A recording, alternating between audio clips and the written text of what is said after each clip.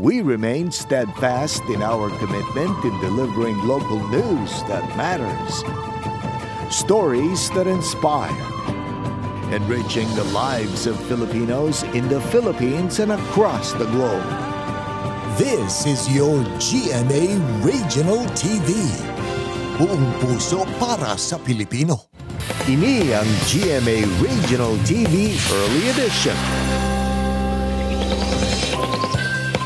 Bantayan sa GMA Regional TV Early Edition.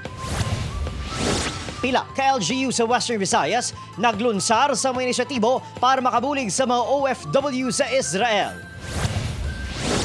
Status sa negrense caregiver sa Israel nga hindi makontak sa iyang pamilya ginatulid pa sa OWA 6. Kag Women and Children's Protection Desk sa Iloilo Police Provincial Office nagbaton sang pasidungog. Mayong aga mga kapuso, ini ang GMA Regional TV Early Edition. Adlaw kada sang Webes, October 12, 2023. Ako si John Sala, live dire sa GMA Iloilo Station. Ako naman sa Eileen Pedreso, live sa GMA Bacolod Station. Dala sa gihapon namon ng mga dalag kong impormasyon nga dapat ninyo may baluan. Bangod local news matters. Ibalon ta na mga nagapauna nga balita sa Western Visayas.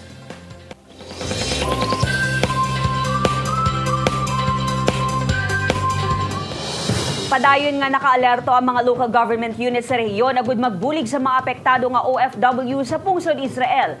Sa Iloilo City, LGU, magapadala ng sulat si Mayor Jerry Trenya sa Embahada sa Pilipinas sa Israel agud masiguro ang kahimtangan sa mga OFW didto. Sa Iloilo Province, gin-reactivate naman sa Iloilo Provincial Government ang Operation Bulig Ilonggo Migrants Desk sa pag-assist sa mga OFW kag sang ilang mga himata. Ang help desk ang ginadumala sa Public Employment Service Office kag Provincial Defense Office. Bukas ini 24/7 kag mahimo nga magpakigangot diri ang mga OFW kag ang ila pamilya paagi sa hotline numbers kag social media accounts. Panguna naman sang Task Force Bulig Ilonggo ang pagresponde sa mga pamilya sa mga apektado nga OFW sa Israel ukon sa war crisis prone area sa Middle East. Ginakuha ang profile sang OFW, like for example ngalan nila, din sila dito sa Israel gid, no, tapos anong ila ubra and other basic informations. Tapos kung ano ang need sang OFW, example gusto niya magparipat, no, amo na siya ang aton nga tagaan sang focus, and then we coordinate as to our referral nga ubra, ma-coordinate na kami dayon sa DFA, no, DFA o kun sa OWA. Mga kapuso, sa sining mga tinion nato naman kamustahon ang kahimtangan sang isa naton kakasimanwa nga nagatrabaho subong sa pungsod Israel. Makaupod na subong agang isa ka gimarasnon nga nagatrabaho sa Modi'in City sa Southern Israel, si Sir Alden Sueta. Good morning, Sir Alden. Welcome sa GMA Regional TV Early Edition. Hi, good morning. May aga dira sa Pilipinas. Sir, subong, kamusta ang inyong sitwasyon dira? As of now, kung ikumpara ko sa last Saturday, mas okay subong Dolinong kag wala ka naman mamatian nga ninagabong sa tiyak na city. Sir, ginmandoan na ni President Bongbong Marcos ang natungdan ng mga ahensya sa gobyerno nga i-account ang mga OFWs dira subong sa Israel. May mga nagpakig-angot na bala sa imo nga representante sang gobyerno? Oo, umpisa sang Saturday, nag-umpisa ang ginamo, nagsige man communicate sa man sang Department of Migrant Workers at the same time sang Philippine Embassy. Sir, siguro nakalabot naman sa imong impormasyon nga may ara kita duha ka mga kasimanwa nga sadly kumpirmado nga napatay dira subong sa Israel, kaga may plano na subong nga magpatigayon sa mga voluntary repatriation. Ikaw, sir, willing ka man bala nga magpauli na lang diri sa aton sa Pilipinas?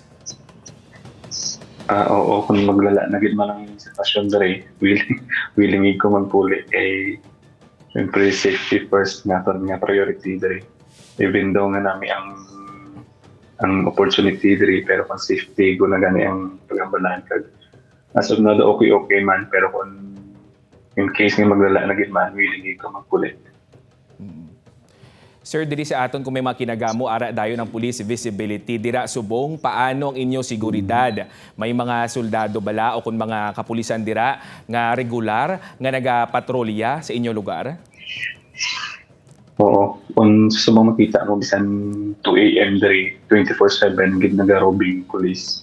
And at the same time, from time to time may check man online from IDF, at the same time sa mga policeman nga diri sa area. Sir, I know ang imo diri nga family sa probinsya sa Guimaras na Kulbaan. Gid, ano ang mensahe ang gusto mong ipalabot sa ila kag pati man sa imong mga abyan diri subong sa Western Visayas? Una sa tanan, sa pamilya ko na hindi lang magkabalaka kita. As of now, okay na diri as long as nga hindi lang dito dapit sa border gid kasama sa southern kag sa north. So okay man diri kag keep praying lang kita nga maging okay lang tanan kag halong-halong lang tanan. Sir Alden, thank you very much. Kag I hope nga ikaw kaupod ang ibang pagid nga mga OFWs dira sa Israel ang ara lang sa maayo nga kahimtangan. Sir, good morning liwat sa inyo. Good morning. Thank you very much. God bless. Sa dugang nga balita mga kapuso, padayon nga nagahulat sang update halin sa Embahada sang Pilipinas sa Israel ang OWA sa Bacolod City. Nahanungod sa gin-report nga caregiver nga tumandok sang Cadiz City, Negros Occidental nga hindi makontak sa iya mga himata didto sa Israel. Sa karon hindi pa ini madeklarar nga missing suno sa ahensya. Base sa impormasyon nagikan sa himata ni Loretta Alacre, Biyernes pa ini katapusan nga nakakontak sa iya ginikanan. Day off kuno sinigani gani ini ang nagtambong sa music festival upod sa iban pa nga mga Pinoy. Ang music festival ang isa sa mga ginsalakay sang grupo nga Hamas. Nagalaom ang pamilya Alacre nga buhi pa kagyara sa maayo nga kahimtangan si Loretta. We're not in the position to confirm that she's missing.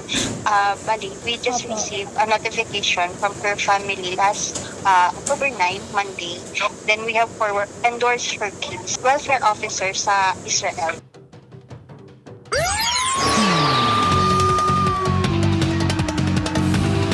Buya na sang Pasay City Police si Louie Panizales, ang driver sang rescue vehicle sang Pasay City LGU nakabunggo sa isa ka payag sa Barangay Bayan sa amuman nga syudad nga gitunaan sang kamatayon sang mag-utod nga ginkilala kanday Chani Padernal kag Maria Mildred Padree. Suno sa kapulisan naglipas na ang reglementary period sa detention ni Panizales. Magluwas sini may verbal agreement naman ang suspect kag ang himata sa mga biktima sa pag-areglo sa insidente. Ginsabat naman sang Pasay City LGU ang hospital expenses sa mga biktima. Plano man nga sabton sang LGU ang pagpalubong sa mga ini. Ginpahayag nga may sugaton kung tani nga manugbata ang emergency rescue vehicle sang natabo ang insidente o kanang aksidente. Suspendido sang 30 days si Panizales. Imbestigaran naton kung ano gidya puno kag punta ka aksidente kag sila naton kung may negligence gid sa part.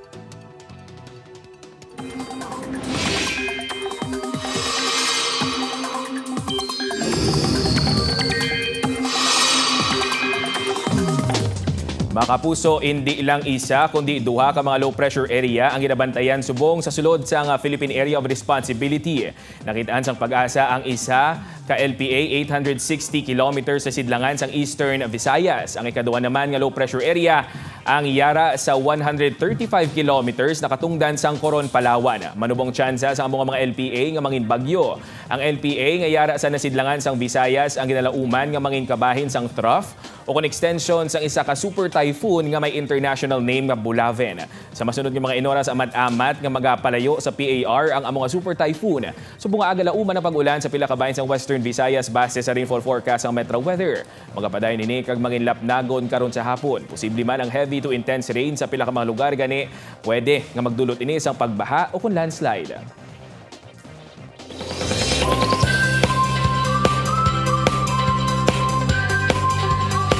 Mga kapuso, mas nagainit pa gid ang mga eksena sa maging sino ka man. Sa pagrampa ni Dino bilang digna makabulig bala inyo kung mangin kabangdanan pa sang ginamo. Ang mga nagalagas sa iya makilala na bala siya bilang Monique Samtang si Carding makasal para manayhan sa mga may malain nga tuyo sa kabuhi. Inakagiban pa nga maksyon nga eksena ang bantayan sa maging sino ka man. Si Jimmy Telebabad pagkatapos ang 24 oras.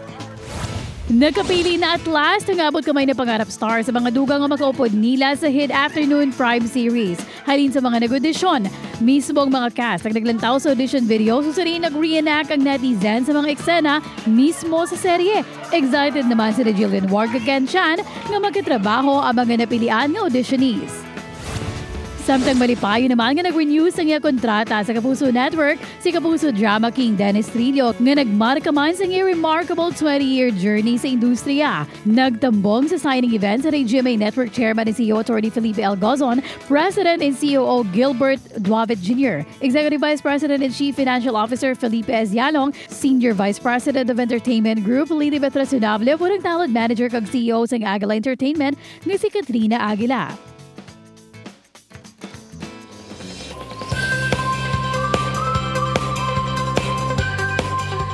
Sa kinaandan, may mga sensitibo nga aspeto ang mga kaso nga nagaimbulbara sa kababainhan kagabataan.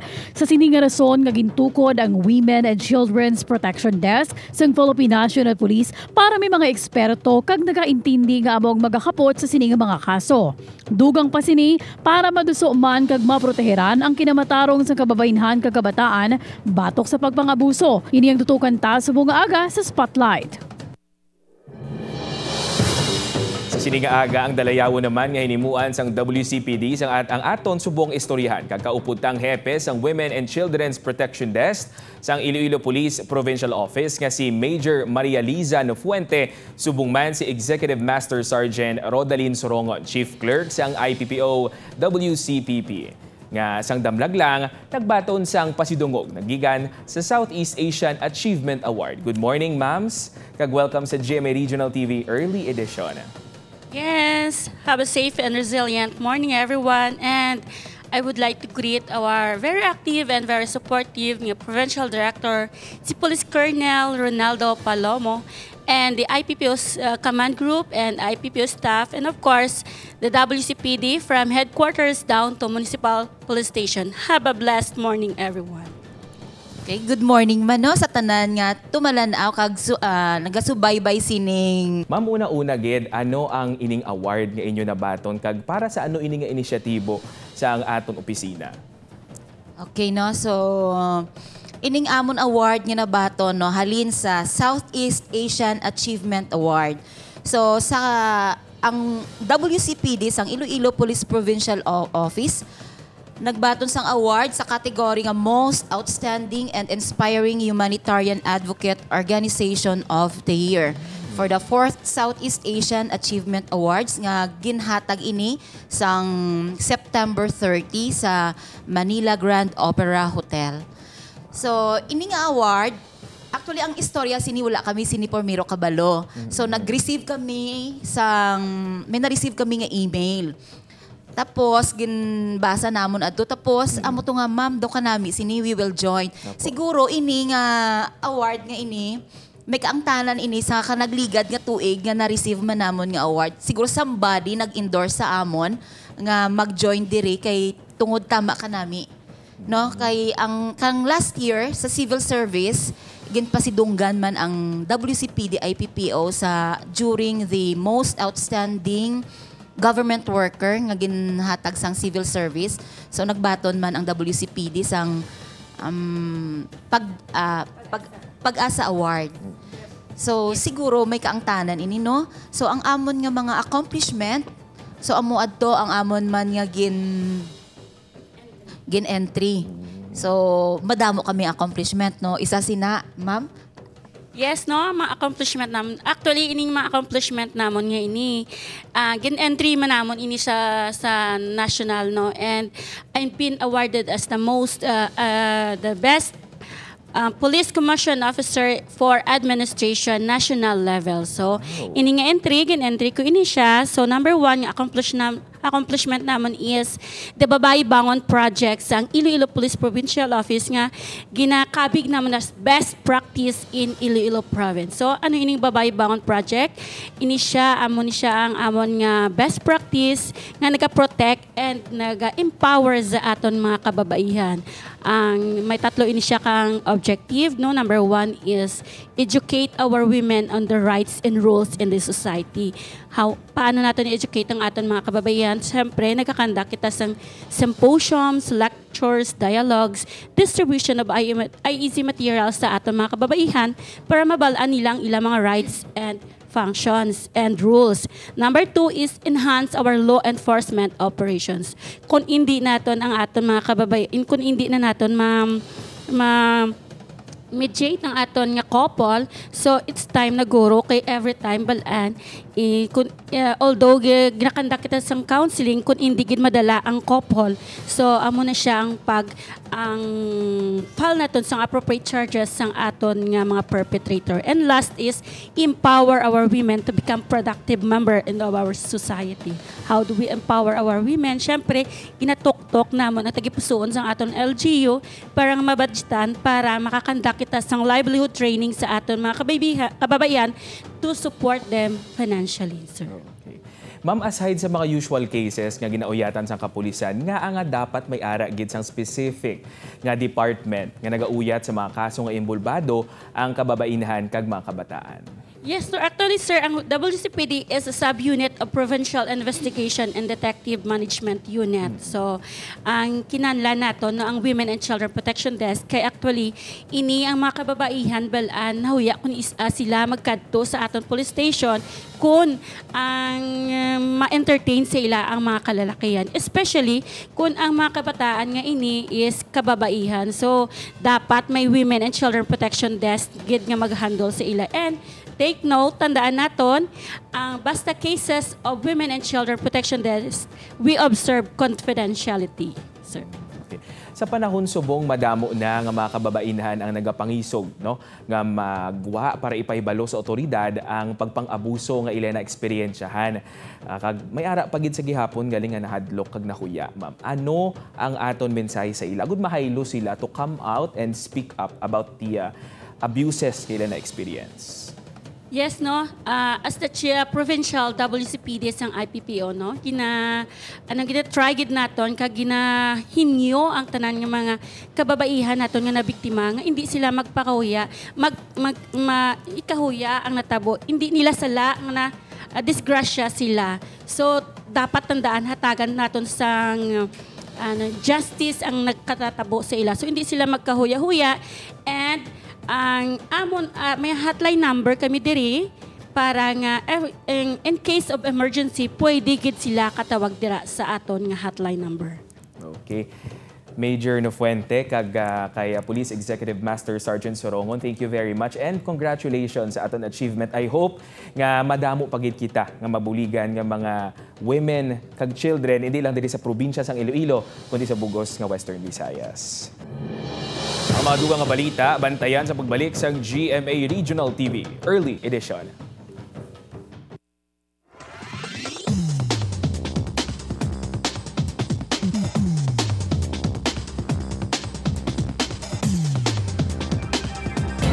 Ini ang GMA Regional TV Early Edition.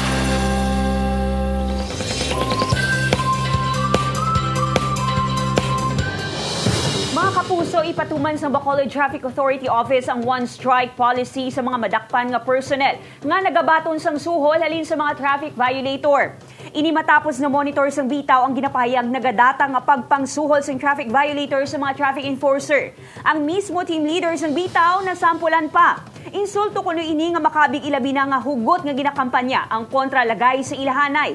Hindi man magduwa-duwang LGU nga kakson sa trabaho ang sinuman nga madakpan nga nagabaton sang suhol. Madumduman nga isa ka enforcer ang ginkaka sa obra sadto. Bangod nakuhaan sang laragway nga nagabaton sang 50 pesos gikan sa isa ka motorista.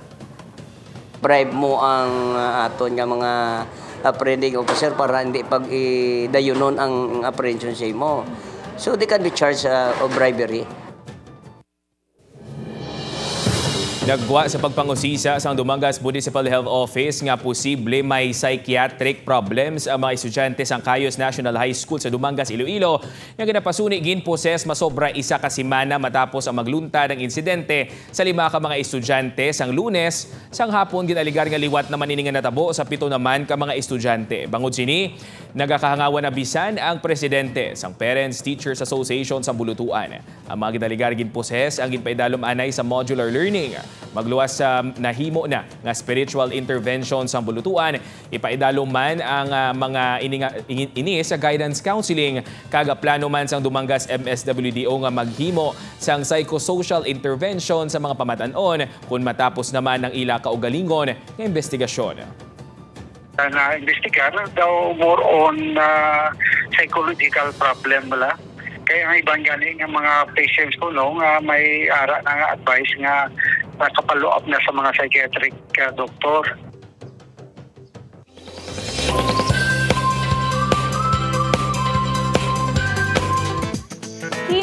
Ka mga kalalakinan magapaindis-indis para sa titulo nga Ginoong Bacolod 2023. Ang pinasahing at bukasiya sang tagsa ka contestant si Adrian Prietos nakatuto. These 15 gentlemen have what it takes sa gudisulong ang nagkalain-lain nga advokasya nga mas makapasanyog sa City of Smiles. Sila ang mga tiglawasang mga nagkalain-lain nga barangay kag sektor kag nagapaindis-indis agud mapauli ang titulo bilang Ginoong Bacolod 2023. Pero more than the title, ini ang isa ka plataporma agud masulong ang mga programa sang pamatanon sa edukasyon, sports, BSKE elections, mental health, children in conflict with the law kag iban pa. It has a great platform for me to extend my advocacy, which is that aims to aggrandize our local artists. This is the reason why I am here, and I am here to represent them. I would rather be focusing on the hospitality of the Bacolodnon because we all know that Bacolodnon wears the greatest smile or the sweetest smile in Bacolod City. My advocacy is respect diversity regardless of gender, race, or status, because giving fairness, giving respect in everyone, that's all. Ang mga magdaog mahatagan sa kagayunan nga isulong ila advocacies pinagi sa suporta sang LGU sa Bacolod kag komunidad. Pila sa ila ang mga intiglawas man sa national kag international pageants. Ilamina nga mas nagadamo ang modeling pati man beauty competitions para sa kalalakihan. Hindi lamang ang aton nga tinutuyo mag-provide sang entertainment service or pageant sa kalalakihan sa syudad sa Bacolod, kundi may ara pa kita yung mga advokasya nga ginadihon after sini kag or before sini sang aton nga pageant. May ara kita mga bloodletting programs, feeding programs, tree plantings, and of course related ina siya sa aton nga advokasya sa Ginoong Bacolod. Sa palabuto ng October 14, makilala ta na ang pinakabago nga tiglawas sa mga kalalakinan sa syudad. Isa kag Ginoo nga tagasulong sang pagbago kag magadala sang more reasons to smile sa City of Smiles. Gentlemen, mga Ginoo, good luck.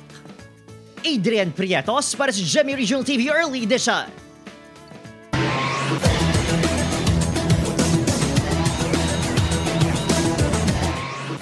Agob sa LPU Pirates sa una sininga kalutusan sa NCAA Season 99 Men's Basketball matapos nga maperde sa overtime sa EAC General sa score nga 83-76. Ang pangagin patigayon sa PhilOil Eco Oil Arena alas 2 kahapon sang hapon. Ang kadalagaan sang Generals ang ginpangunahan sang best player of the game nga si King Gurtiza nga nakatigayon sang 18 points, 8 rebounds kag 2 assists. Sa piyak sang kaperdihan padayon sa gihapon nga nagapanguna sa team standings ang Pirates. Samtang sa second game naman nga nagapabilin nga wala sang dinagaan sa anom kahampang ang defending champion nga Letra Knights matapos ng maluto sa Mapua Cardinals sa score nga 77-71. Ang Cardinals ang gitpangunahan naman ni Clint Escamis nga may 20 points, 7 rebounds kag 5 assists, kaaga 8 steals. Ang inampang sang NCAA Men's Basketball ang malantaw kada Martes, Miyerkules, Biyernes, Sabado kag Domingo sa GTV kag sa live streaming sang NCAA Philippines Facebook page.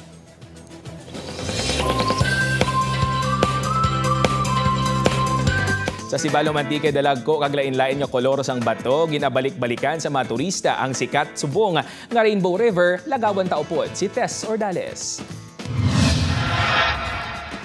Red, yellow, blue, orange, violet, Ini ang mga colors, ang tuman kadalako nga mga bato nga makita mo kung ikaw magbisita sa Mauit River sa panuwasang Sibalom sa Antique. Sikat ini karon sa tawag nga Rainbow River, bangod sa madoagon nga mga semi-precious stones kasubong sa quartz, jade, kag onyx nga pwede gamiton sa paghimo sa mga alahas. Rason gisa ini karon sa mga atraksyon nga ginahapitan gid sa mga turista nga magpadulong sa lugar, magluwas sa reflesya o kung ang pinakadako nga bulak sa kalibutan. Pero ang residente nga si Merlin, wala ako nung natakaan nga magbalik-balik bangod sa preska nga hangin kag matahom nga view sa lugar. Inasiyahan ako, ma'am, kasi hindi ko nakikita ito sa ibang sa ibang lugar. Ang anak sini syempre nga si Architect Gilrem, favorite spot para sa selfie ang Rainbow River.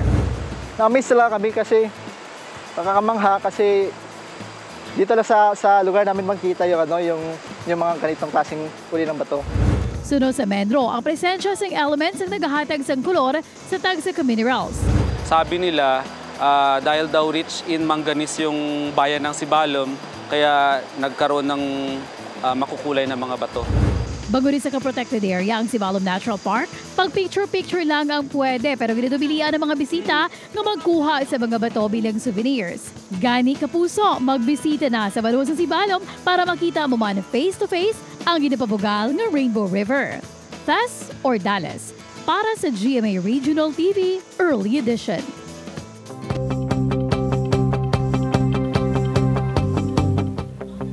John, sa kalibutan, hindi madula ang mga tao nga mahilig magtapak sa kinamatarong sa iban. Babae man ini, bata o kung hindi gani ilalaki. Apang tandaan ta nga ang ila pagpang-abuso ang nagadepende naman sa aton. Ni ila tuyo abusaran. Insakto na Eileen, sino gani sa American actor nga si Michael J. Fox, one's dignity may be assaulted, vandalized, and cruelly mocked but cannot be taken away unless it is surrendered. Hindi ta pagkalipatan nga may otoridad kita nga pwede dangpan para ining mga mahilig magpangdaog-daog ang aton matap na. Mga kapuso, 74 days na lang, Pasko na! Madamog yun nga salamat sa pagtutok sa GMA Regional TV Early Edition. Updan nyo kami halin Lunes, to Biyernes. May mo ninyo malatong aton nga episode sa www.gmaregionaltv.com kung mag-subscribe sa aton official YouTube channel GMA Regional TV. Ako si John Sala. Kagako naman sa Eileen Pedraso, bugos nga puwersa para sa mas dako nga misyon kag mas masangkad nga pagserbisyo sa pungsod.